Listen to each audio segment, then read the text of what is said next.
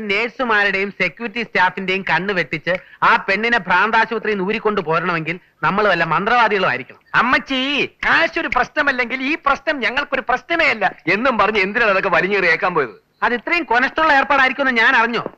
അതെ, ആ അമ്മച്ചിയോട് ഒന്നും മിണ്ടാതെ നമുക്ക് രാഖി രാമായണം അങ്ങ് മുങ്ങിയാലോ? അത് നിന്റെ പാരമ്പര്യം, എനിക്കത് വലിയ ശീലമില്ല. ശരിയാ, നിനക്ക് മുങ്ങുന്ന ശീലമില്ല, മറ്റുള്ളവരെ മുക്കുന്ന ഏർപ്പാടേ ഉള്ളൂ. ഒരുമാതിരി അരിവർത്ത വർത്താനം എന്നോട് പറയരുത്. ഡയലോഗ് അടിക്കാൻ സ്റ്റേജ് അല്ല, പബ്ലിക് റോഡാ. പബ്ലിക് റോഡും പെട്രോൾ ബങ്കും ഒന്നും എനിക്കൊരു പ്രശ്നമേ അല്ല. വാക്കുകൾ കൊണ്ട് അമ്മാനമാടി വളർന്നവനാണ് ഈ പിണ്ടിമന പോൾരാജ്.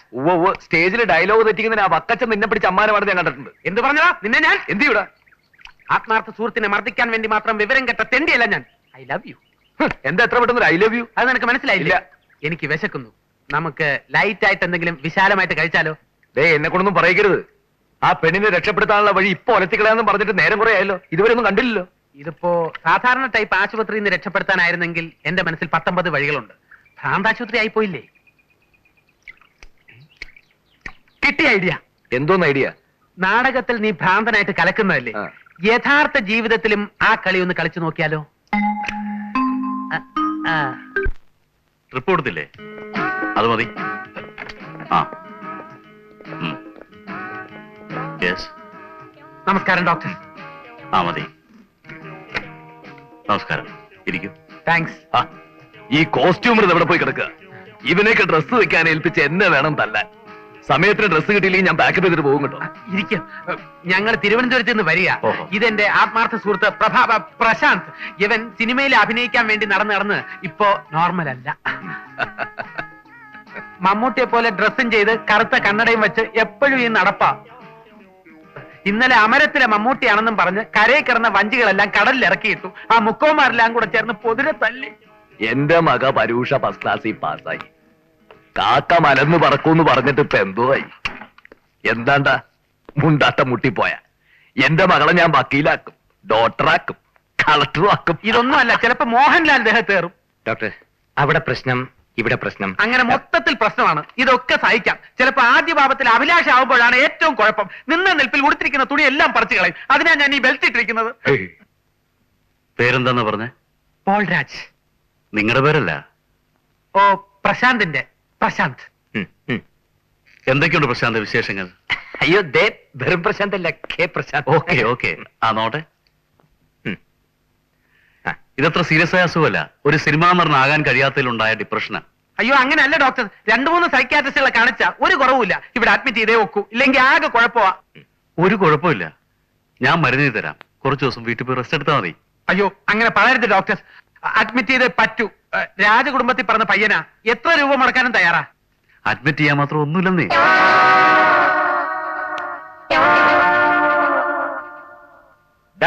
നീ കിരീടത്തിലെ കീരിക്കാരൻ ജോസിന്റെ അടി കണ്ടിട്ടുണ്ട?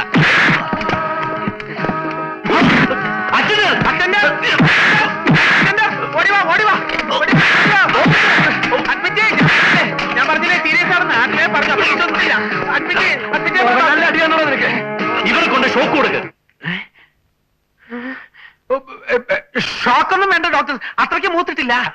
എന്നെ വിടൂ. ഞാൻ ജീസസ് എന്ന ചിത്രത്തിലെ യേശുക്രിസ്തുവാണ്. ഒരു കരണത്തടിച്ചാൽ മറ്റേ കരണവും കാണിച്ചു കൊടുക്കണമെന്നാണ് കർത്താവ് പറഞ്ഞിട്ടുള്ളത്. എന്നെ അടിക്കൂ ഡോക്ടർ. പാവം. ഞാൻ ഈ കൈ കൊണ്ട് ഡോക്ടർ അടിച്ച്. ഡോക്ടർ സോറി, എനിക്ക് അറിയാതെ പറ്റിപ്പോരാ. എന്നോട് മാപ്പ് തരണം ഡോക്ടർ. ഈ സില്ലി പ്രശ്നം. ഷോക്ക് വേണ്ട, സെല്ലടക്കേ. അയ്യോ, സെല്ല് വേണ്ട ഡോക്ടർ, ജൽവാട് മതി. അതെ, സെല്ലിൽ അടച്ചാൽ ഞങ്ങൾ വിചാരിക്കുന്ന പോലെ കാര്യങ്ങൾ നടക്കില്ല. വിചാരിക്കുന്ന പോലെ ചികിത്സ. അതെ, വളരെ കോംപ്ലിക്കേറ്റാ. നോ നോ നോ നോ, ഇങ്ങനെ വേരിയേഷൻ ഉണ്ടാകുന്ന രോഗികളെ ജനറൽ വാർഡ് അഡ്മിറ്റ് ചെയ്തുകൂടാ. സെല്ലിൽ തന്നെ അടക്കണം. കൊണ്ടുപോയിക്കോളൂ. അയ്യോ, സെല്ല് വേണ്ട, എന്നെ വിടൂ. എന്നെ വിടാൻ സെല്ല് വേണ്ട. ഒരു കൂട്ടിന് ഞാനും കൂടെ സെല്ലിൽ കിടന്നോട്ടെ. I say get out.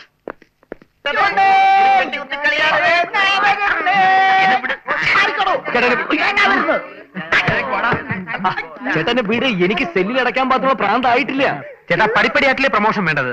ആദ്യം ജനറൽ വാർഡ്, പിന്നെ സ്പെഷ്യൽ വാർഡ്, പിന്നെ സെൽ, പിന്നെ ഷോക്ക്. ഷോക്ക് നിന്റെ തന്തയ്ക്ക് കൊടുത്താൽ മതി. അയ്യോ, വയലന്റ് ആവരുത് ചേട്ടാ. മുട്ട അടിക്കേണ്ടി വരുമോ? മുട്ട ഞാൻ കൂടെ ഇവിടെ വന്നാ മതി. കാരണം അറിയണോ? വേണ്ട. എന്നെ വിടും.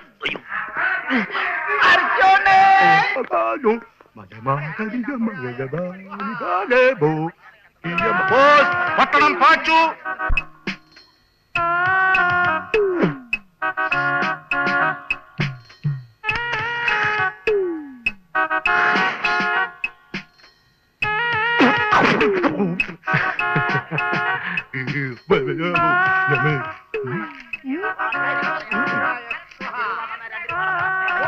ആണിക്കത്ത് മാധവിയമ്മ അവര് മരിച്ചിട്ട് 30 വർഷം കഴിഞ്ഞു. മുഖലക്ഷണമെന്ന് പറയട്ടെ. ഒരുപാട് കാര്യങ്ങൾ പറയാനുള്ള മുഖമാണ്. 5 രൂപ തന്ന 2 രൂപയുടെ ഫലം പറയും. ഉള്ളതേ പറയത്തുള്ളൂ, ഇല്ലാത്തത് പറയാൻ മടി കാണിക്കത്തില്ല. നല്ല ലക്ഷണം കെട്ട മുഖമാണ്. മകന്റെ നാളെ ഏതാ? പൂണാർത്ഥം. തുടരുന്ന സ്വഭാവക്കാരനാണ്. മകനെ ഈ ആഴ്ചയിൽ 4 ദിവസങ്ങൾ നല്ല ദിവസങ്ങളല്ല, ബാക്കി 3 ദിവസം മോശമാണ്.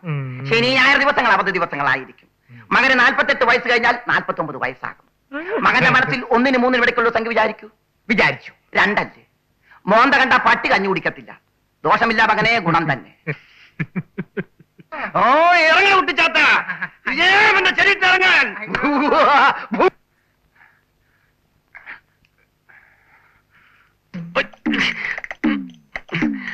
എന്നെ പിടിയേട്ടാ, എനിക്ക് ജനറൽ വാർഡ് മതി.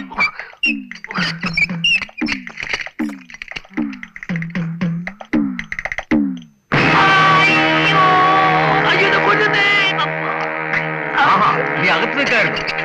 ഇറങ്ങി വേണം. കണ്ണ് തെറ്റിയാ മതി. എന്തിന്?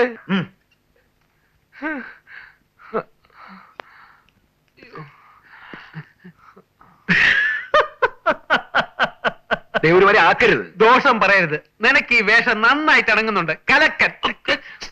കൊന്നുകളയും ഞാൻ. അവന്റെ ഒരു ഒടുക്കത്തെ പദ്ധതിയും പ്ലാനും ജനറൽ വാർഡെന്നൊക്കെ പറഞ്ഞിട്ടേ അവസാനം ഇപ്പൊ സെല്ലിനകത്തായി. അതെ, നിന്റെ ആക്ഷൻ കുറച്ച് കൂടി പോയതുകൊണ്ടാ. ചില്ലറ ഐഡിയാണോ ഡോക്ടർ ഇടിച്ചത്? നീയല്ലേ പറഞ്ഞ മമ്മൂട്ടി മോഹൻലാലിനെ കുറച്ച് ഓവറായിട്ട് അവനിക്ക്? മമ്മൂട്ടി മോഹൻലാലാണെങ്കിൽ ഡോക്ടർ ഇടിക്കോ? ആ പെൺകുട്ടിയെ രക്ഷപ്പെടുത്താൻ വേണ്ടി വന്നതാ. ഇപ്പൊ എന്നെ രക്ഷപ്പെടുത്താൻ വേറെ ആരെങ്കിലും വരണം. നീ പേടിക്കാതെ, നിന്നെ രക്ഷിക്കാൻ ഞാനുണ്ട്. എടാ, പരിശോധിക്കാനാണെന്നും പറഞ്ഞ് അവർ എന്റെ കുറെ രക്തം ദേഹത്തിന്റെ അവിടെ നിന്ന് ഇവിടുന്ന് എടുത്തു. ഭ്രാന്തിന് എന്താണ് രക്തം പരിശോധിക്കുന്നത്? ഏത് ടൈപ്പ് ഭ്രാന്താണെന്ന് അറിയാനായിരിക്കും. തൽക്കാലം നീ ഒരു കാര്യം ചെയ്യും, ആ യമുന എവിടെയാണ് കിടക്കുന്നതെന്ന് പോയി നോക്കിയിട്ട് വാ. പിന്നെ ആർക്കും സംശയം തോന്നാത്ത രീതിയിൽ ഇവിടെ പോവാൻ. പ്രഭേ, ഞാനൊരു മണ്ടനാണെന്ന് നിനക്ക് സംശയം തോന്നുന്നുണ്ടോ? മുമ്പ് എനിക്ക് അങ്ങനെ സംശയം ഉണ്ടായി. ഇപ്പൊ ഉറപ്പായി. പോ.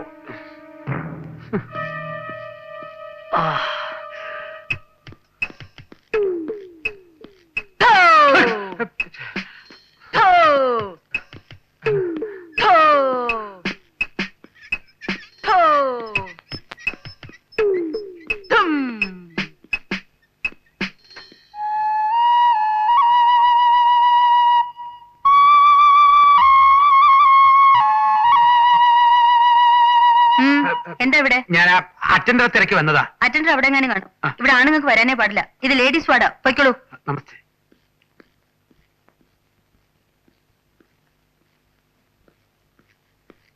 എന്താ യമുനെ കണ്ടോ? കണ്ടു. നമ്മൾ വിചാരിക്കുന്നത് പോലെ ആ കുട്ടിയെ ഇവിടുന്ന് കടത്തിക്കൊണ്ടുപോകുന്ന അത്ര എളുപ്പമുള്ള കാര്യമല്ല. നല്ല ടൈറ്റ് സെക്യൂരിറ്റിയാ. പേടിത്തൊണ്ടൻ. നിന്നെ പോലത്തെ വിഡ്ഢികൾക്ക് സെക്യൂരിറ്റി വലിയ പ്രശ്നമായിരിക്കും. വളരെ കറക്റ്റാ. നിന്നെ പോലെ കോമൺ സെൻസ് ഇല്ലാത്തവർക്ക് ജീവിതത്തിൽ ഒന്നിനും പേടിക്കേണ്ട കാര്യമില്ലല്ലോ. ചവിട്ടിക്കോടാ. ആശാന്റെ നെഞ്ചത്ത് തന്നെ കയറി ചവിട്ടിക്കോ. ആശാനോ? ഏത് വകയില്? കണ്ണിക്കണ്ട അമ്പലപ്പറമ്പിൽ മാട്ട നാടകം കളിച്ചുകൊണ്ടിരുന്ന നിന്നെ പിടിച്ചൊരു പ്രൊഫഷണൽ സ്റ്റേജ് ആർട്ടിസ്റ്റ് ആക്കിയ എന്നോട് തന്നെ നീ ഇത് പറഞ്ഞോടാ. പ്രഭാകര, ഒരു ജെന്യൂൻ സംശയം ചോദിച്ചോട്ടെ. ഇതിനകത്ത് കയറിയ ശേഷം നിനക്ക് ശരിക്കും വട്ടായോ? ദേ നോക്ക്. നോക്കുമെന്ന് വേണ്ട, വന്ന് നിനക്ക് എന്നെ എന്ത് പറയാമെന്നായിട്ട് ഞാൻ പറയുന്നതല്ലോ, നീ എന്നോട് പറയുന്നതല്ലേ. എടാ, എന്റെ ഐഡിയകളും പ്ലാനുകളും അനുസരിച്ച് എന്റെ ഒരു വാലായിട്ട് ഇങ്ങനെ എത്ര കാലം പുറകിക്കുന്നത് നിന്റെ വിചാരം? ഓ, നിന്റെ ഒരു ഐഡിയ. ഇടാ, യമുനെ തട്ടിക്കൊണ്ടുപോകാൻ വേണ്ടിയാണല്ലോ നീ ഇതിനകത്ത് കയറി പറ്റിയത്, അല്ലേ? അതിന് ഇപ്പൊ നീ ഇതിനകത്ത് പെർമനന്റ് ആയി പോകുമെന്നാണ് എന്റെ പേടി. എടാ കഴിവേറി, നിന്റെ കൊനസ്റ്റ് പ്ലാൻ അനുസരിച്ച് ഞാൻ ഇതിനകത്തൊന്ന് പെട്ടത്. എനിക്കെന്തെങ്കിലും സംഭവിച്ച അങ്ങനെ എന്തെങ്കിലും സംഭവിച്ചാൽ നിന്റെ വീട്ടുകാരെ ഞാൻ നോക്കിക്കൊള്ളാം. യമുനയുടെ അമ്മ തരുന്ന കാശിന്റെ ഒരു വിഹിതം നിന്റെ വീട്ടുകാരെ ഞാൻ ഏൽപ്പിച്ചേക്കാം. എന്താ പോരെ? അതിന് നീ ജീവിച്ചിരുന്നിട്ട് വേണ്ടേ?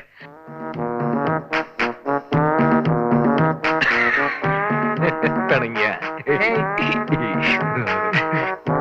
അങ്ങനെ വഴിക്കുവാ.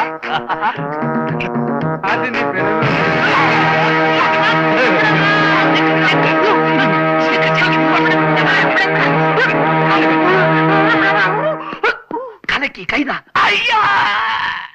പ്രഭാകരനെ സെല്ലിനകത്താക്കിയോ? ഇനി നിങ്ങൾ വിചാരിക്കുന്നത് പോലെ കാര്യങ്ങൾ മുന്നോട്ട് പോകുന്ന എനിക്ക് തോന്നുന്നില്ല. അയ്യോ, അങ്ങനെ പേടിക്കാനൊന്നുമില്ല അമ്മേ. പ്രഭാകരനെ ജനറൽ വാർഡിലോട്ട് മാറ്റാനുള്ള ചില ഞൊടുക്ക് വേലകൾ ഞാൻ മനസ്സിൽ കണ്ടുവച്ചിട്ടുണ്ട്. ഞാൻ ഒന്നുകൂടി ആ കൃഷ്ണകുമാറിനെ കണ്ട് സംസാരിച്ചാലോ? അതുകൊണ്ട് വലിയ പ്രയോജനം ഉണ്ടാവുമെന്ന് എനിക്ക് തോന്നുന്നില്ല. അയാൾക്ക് വേണ്ടത് യമുനയും ഇവിടത്തെ സ്വത്തുക്കളുമാണ്. അത് കൊടുക്കാൻ അമ്മ തയ്യാറാവോ? ഇല്ല. പിന്നെ വേണമെങ്കിൽ അമ്മ ചെന്ന് കണ്ടെന്ന് സംസാരിച്ചു നോക്കണം. വലിയ പ്രശ്നങ്ങളില്ലാതെ കാര്യങ്ങൾ അവസാനിക്കുമെങ്കിൽ അതല്ലേ നല്ലത്. ഇനി അഥവാ ഞങ്ങളുടെ സഹായമില്ലാതെ കാര്യങ്ങൾ തീർന്നാലും അമ്മ ഞങ്ങളെ ഇവിടുന്ന് വെറും കൈയോടെ പറഞ്ഞയക്കില്ല എന്നുള്ളത് എനിക്കറിയാം. അല്ല, സാമ്പത്തികമായിട്ട് ഞങ്ങൾക്ക് ബുദ്ധിമുട്ട്, അതിന്റെ ഒരു പ്രശ്നങ്ങൾ ഇങ്ങനെ